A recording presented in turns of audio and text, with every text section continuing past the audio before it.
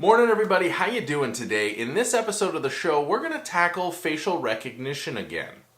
Now I say again because we've talked about it before and it's an issue that kind of keeps coming up again and again. And there was actually 3 media articles in the last couple days that really triggered an interesting viewpoint for me, or sort of line of thought around facial recognition.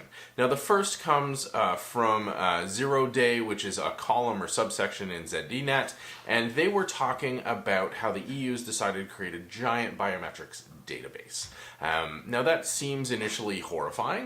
One central place with everybody's biometrics, whether those be fingers or retinal scans or facial geometries. But then they go on to examine the primary use case, which is to help facilitate border crossings. So keep that one in your mind, in the back of your head as we kind of go through this.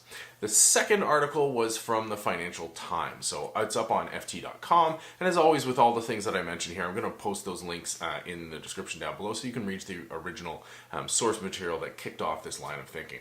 So the article on ft.com talks about how the training databases used for really popular facial recognition tools and services, the people in those facial recognition databases might not know they're there. Now, at first you're thinking, wow, they're using their identities without permission. But one of the things that popped up in that article was that, for one particular data set at the very least, was it was using Creative Commons attributed or licensed photos, which means that they probably had the legal right to use those photos. The question is whether they had the moral or ethical right. So coming back to that one in a second again. And then the last article was from The Hill, talking about how DHS in the States wants to get near 100%, I think it was like 97% coverage of using facial recognition for people exiting the country through airports. So 3 interesting articles, again, links down below so you can read them yourself. But all centering around using facial recognition, which is probably the most common biometric use right now, for general purposes outside of straight authentication on devices, which then probably thumbprints. Don't have any hard stats around that, but I think facial recognition raises the biggest community or societal discussion, because I can apply facial recognition based on an image, based on video, and from a distance. For thumbprint, you need to actually put it up there and scan it. So there's a little different interaction case here. Now, the EU wants to help facilitate border crossings. DHS wants to track people leaving the country, and these training algorithms were using photos that were probably already licensed for their type of use. And this is where it gets really interesting, because the crossing the border, you're already being identified and you're already heavily recorded. So combining those two doesn't seem like it's such a leap, but there's something sort of viscerally that goes, I'm not really comfortable with that. Same with the border case or the airplane case, the airport terminal case with DHS. You're already heavily monitored and photographed within the airport terminals. You've already provided identification in order to pass through security or to get to the gate, depending on the country you're in. You've already passed these steps. You already consented to this. So again, merging those two makes sense. And for the training databases, if they've at least adhered to the licenses of the photographs, you've already consented in a way. But all 3 of these feel kind of off. And that's the best way I can describe it, is that they feel kind of off. And the reason for that is because we haven't discussed those specific use cases. The examples or the consent that has been given in these cases has not extended to the specific implementation.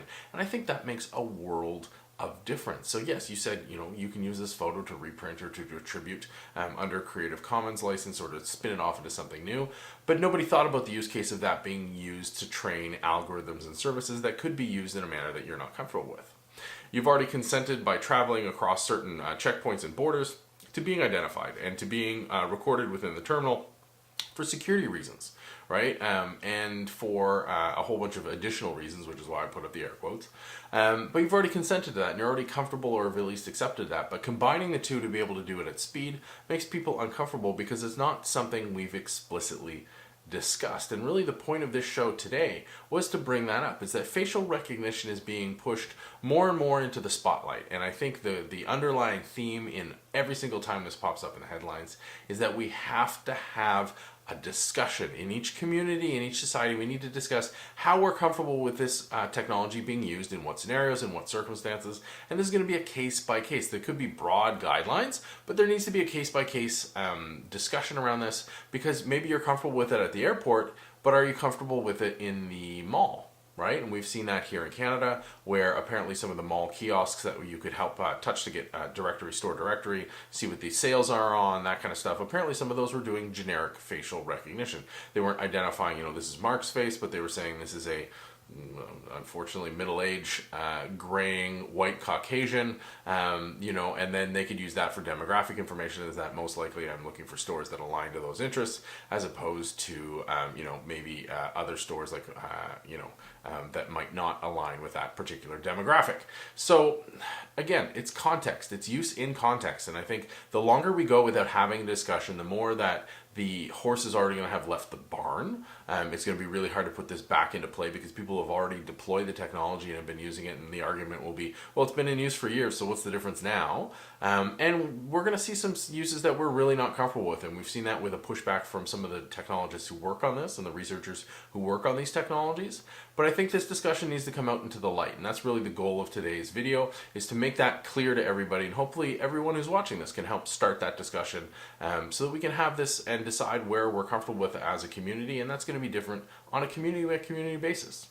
What do you think? Let me know. Hit me up online at marknca in the comments down below, and as always by email, me at markn.ca. I always find it fascinating discussing these and other issues with you folks. It's really a community-driven show, so as always, if you have ideas, let me know. Happy to do a video on any topic moving forward, because just like this subject around facial recognition, the more we talk about this stuff outside in the light and work through these really tricky edge cases, I think the better off we all are. Have a fantastic day, and we'll see you on the next show.